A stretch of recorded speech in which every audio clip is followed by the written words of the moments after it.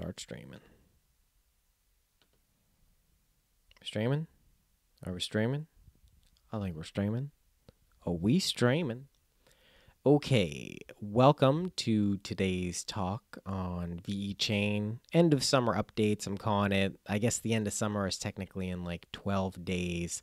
But, you know, it's getting chilly where I am, and maybe it is where you are, maybe not.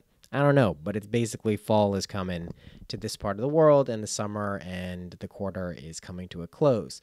Also, today we had right on cue the VeChain Financial Executive Report, which is, I don't know if other cryptocurrency projects put these out, but VeChain does, and I like it because it gives me a little kind of update on what's been going on. It's professional. They also do a brief accounting of the money that they've raised, both in cash and Ethereum, and where it goes percentage-wise in terms of how they're spending it, whether it's legal or research and development or logistical overhead or whatever it is. So I like seeing that, and I like the transparency, and I think that they know that the people who have invested in this via the token, not just the company itself, and I think that's important to understand the distinction between VeChain, the company, and the VET token. So the VET token is the one half of the economic equation. Don't hold me to one half of it, but there's two tokens, therefore it's one half of it, of the economic system that VeChain has set up with VeChain Thor. So we have the VET, which is the value and is basically the appreciating asset, hopefully, of VeChain that is needed to generate the utility token, which is VTHO, also known as Thor. And I'm not getting into the whole token economics of VeChain, nor would I probably be able to understand them completely and thereby communicate them to you. But it is clear that VeChain has some clear understanding that they want to show people who have invested in the VET tokens, whether they're authority nodes, meaning large enterprise level companies that have locked up and really become a part of the economic system by having, you know, massive voting rights and other benefits, to X node holders who get voting rights in terms of, you know, which way and what should be used in terms of token economics and a whole lot of other things. So my point is that they clearly have shown and demonstrated an interest in being transparent and communicative with the people who have invested in this. Now, this is important to me because a lot of times we're talking about tokens and cryptocurrency projects that don't really need tokens, or the tokens aren't really anything. So let's compare this to something like a stock, right? If you buy a stock, you're actually buying a piece of the company. That's really what it is. And sometimes you're given voting rights, and sometimes you get dividends, and there's a whole host of factors that can happen with that. But you're actually, as the stock performs, the company performs. So that's really important to understand. With a lot of these cryptocurrency projects, that's not necessarily what's going on. And you know, technically, that's not really what's going on with VeChain, except for the fact that the way it's designed, meaning that one of the tokens generates the utility token, meaning if transactions are happening on the blockchain, the VeChain blockchain, you need these other things to make those other tokens, thereby actually assigning value to them. But it's not like if Sunny, Lou, and team sign some huge partnership and the value of their company goes up, we don't necessarily benefit as token holders for that. So that's important to understand. It's not in any way supposed to sour you or anyone else on VeChain's long-term viability, or, you know, the speculative play that VeChain's price will be going up, but it's something to be aware of. So I want to get that out of the way, because sometimes people are like, well, why does this even have any value? It's like sometimes people say that about Bitcoin, right? Well, why does this have any value? You know, if you're not in the mood to really get into it, you can quickly turn around and say, well, why does your dollar, why does your pound, why does your euro have any value? And then, you know, well, of course it does. You can get in that whole thing, but it's not worth it usually. And something like this, you can say, well, the VET token's value is derived by the amount people are willing to pay to make the open blockchain work, and more importantly, you know, what is able to keep both the nodes that run and uphold the network, but also the people who continue to, like, you know, hold and accumulate. And that's another important thing that we'll mention in this update, that there's been repeated proclamations and declarations that many of the executive level people who have received payment in vet, and that's a big thing going on with this.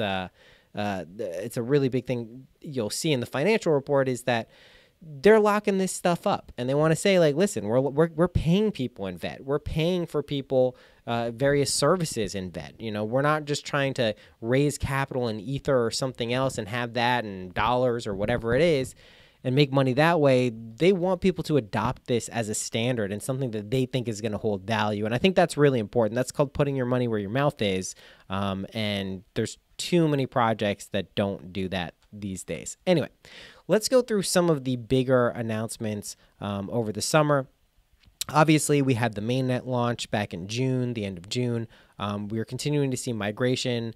From reading the tea leaves, NDAs included, it does look like we're going to get a lot more news and a lot more migration onto the public blockchain from a lot of the partners and companies that have chosen to use VeChain's blockchain in the fourth quarter here. So maybe that's nonsense, maybe that's made up, but it does seem like everything that has been teased or promised or announced has happened so far. Perhaps there's something I'm missing that someone could point out, but really over and over and over again, when VeChain says they're going to do something, that's what happens. And they're tangible things. So the latest would be the DYB, the electronic car parts manufacturer, partnered with aspects of China and the Chinese government and VeChain to basically create a carbon credit audits, ND and VGL. So this is something that truthfully is far beyond my ability to understand. But as I see it, it is going to create a methodology and a process in which carbon credits are awarded to people based on behaviors related to cars. So if you buy an electronic vehicle or an electric vehicle, you buy an electric vehicle and you use it in a certain way, you get a carbon credit that maybe could be redeemed via various rewards or points or cash or whatever it is. Anyway, it's an exciting thing. It also is a very large company. We also had a partnership with, I believe it's PICC. It's a huge real estate company in China. There's a lot of things here that you have to look at and understand that these aren't kind of like they're not like branch offices of a big company. These are really big kind of partnerships and deals that hopefully, there's no guarantee, but these things can lead to wide-scale adoption, for the ways that VeChain is looking to do it. And just a few other ones to mention about the announced partnerships, and this is directly from the financial report. They had the Bright Foods and Shanghai Xiandao Food. I'm going to butcher these Chinese names. And that's, again, to bring transparency and safety to food, right? Verifying where food comes from. Let's say there's some outbreak of salmonella or some other thing. They'd be able to quickly identify where that came from, how to get it out of the supply chain, all of these things. Also, there is the International Manufacturing Exhibition Trading Center. I don't even know what that is. I never heard of that. There's the Shanghai Wine and Liquor Blockchain Alliance, I know, which they were demonstrating these RFID chips that are essentially embedded in the bottlenecks of the wine bottles, basically meaning that if you want to somehow tamper with them, you have to break the bottle of the wine, thus defeating the purpose of trying to smuggle or counterfeit any of these things. There's also DB Schenker and Toshient Labs, which probably deserve their own kind of in-depth analysis, which I'm not going to go into. The other things that are going on basically is we're continuing to see them build out their ecosystem of projects for ICOs that are going to take place. And a lot of these were mentioned. Karen Wright was one of them that was, they were revealed as an authority node, as well as DNVGL. They're also an authority node. And there's a ton of other ones that you've maybe seen popping up in your VeChain mobile wallet. So you'll see all of those. Now, most people who are investing in this will not be able to do it if you're in the United States or other countries or territories that have kind of not really ruled on what ICOs are and if they're securities and should be treated as such, and the various laws and things that would go along with that. Now, it's encouraging to see the VeChain is spent a decent amount on legal and compliance issues, meaning that I believe they probably have a plan to make sure that they're in compliance wherever they are. That said, you're not, if you are able to invest in various of these ICOs, take a look at them. The ones that I like the best, I really like Safe Haven. That's a custodial, basically, situation for crypto, meaning this is something that people don't really think about, but let's say you invested a nominal amount in Bitcoin back in the day and it's suddenly worth a lot more. And all of a sudden you actually have something that's worth a lot of money in today's dollars or whatever it is. What do you do if you die and no one has those keys? Let's say you're married. Let's say you have kids. That's a real problem for a lot of people. So having some type of custodial situation where that's handled is something that Safe Haven's looking at. It's just something that's practical that people probably wouldn't think about, but just makes a crap load of sense if blockchain and various cryptocurrencies, sustain in value or gain in value. So that's what I'm looking at. There's a few of the other ones I'm not going to mention, but again, the point is there's so much going on, and just look at it kind of compared to, like something like EOS's launch. That was just like a governance and logistical nightmare. And the price, has, just to be clear, VeChain hasn't fared much better at all relative to a lot of these projects. It's down significantly in terms of its Bitcoin and dollar value. However, I'm not really looking at the price from a short-term perspective. Now, my end-of-year price, now it's hard to say this right now as Bitcoin is dipping right around $6,000 and Ethereum looks like it's dying and may even be ruled basically a security today. But I do think VeChain has the potential to reach all-time highs against Bitcoin, which would now be the 1-to-100 ratio split, 750 Satoshis by the end of the year, assuming that it's just not a painful, continuous breaching support levels of 6,000 around there for Bitcoin. If it can creep back up, I do think VeChain has a really good chance. Now, why am I so kind of optimistic on this in the face of everything, including VeChain losing value? Mainly because of the stuff I mentioned in this. And if you can go and just think about a year down the line, 2 years down the line, 3 years down the line, 4 years down the line, that type of planning and thinking for a project related to VeChain, to me, is the correct approach.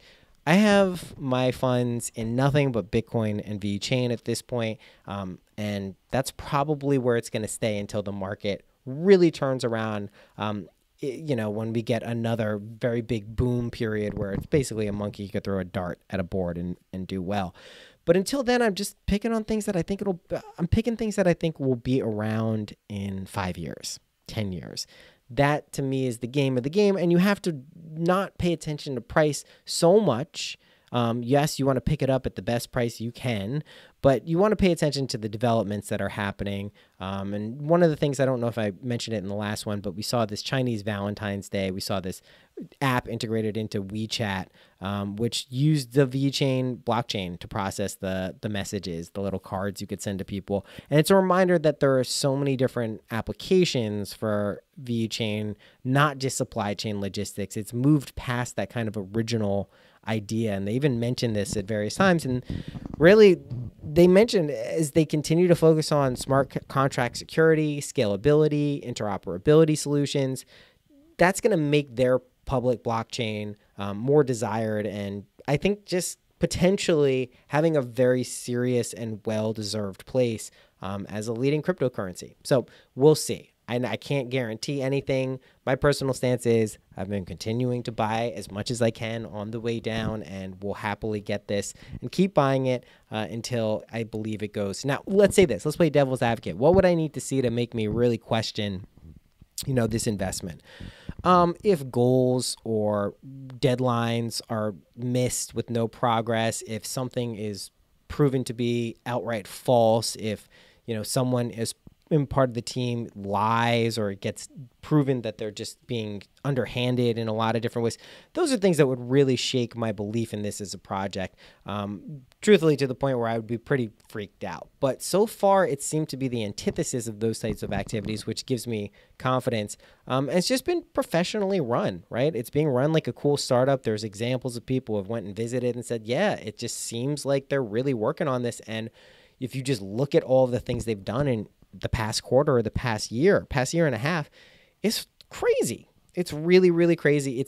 I'm not tuned into every project as I am to VeChain, but I still haven't found anything that just shows me that these people are really legitimately working to build something that is going to have a practical utility and potentially can make the world a better place in various ways too. And that's the foundation's point too.